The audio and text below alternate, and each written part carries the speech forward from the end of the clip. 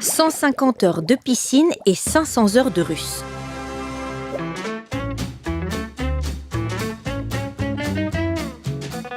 Devenir astronaute, ça s'apprend.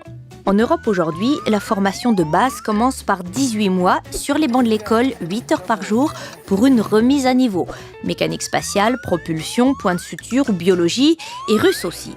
6 heures par semaine et des séances intensives de plusieurs semaines selon le niveau de chacun. Ensuite, c'est la formation avancée. L'astronaute doit connaître et maîtriser chaque élément des 420 tonnes de l'ISS et du véhicule qui les conduira. Il s'entraîne donc un peu au Japon, en Allemagne, en Russie et aux États-Unis. Des heures d'apprentissage en classe et dans les répliques et les simulateurs. Il doit aussi maîtriser toutes les procédures d'urgence. Puis, quand une mission lui est confiée, il faut encore 18 mois pour l'y préparer.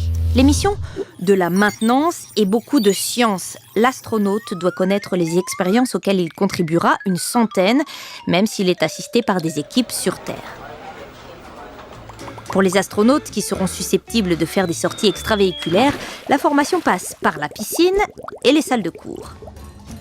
Quant aux sensations extrêmes ou au sport, pas d'obligation, en tout cas pendant la formation.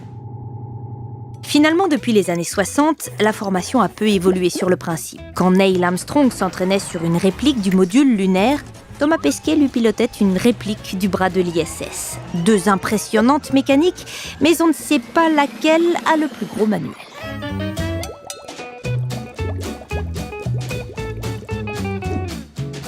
Привет!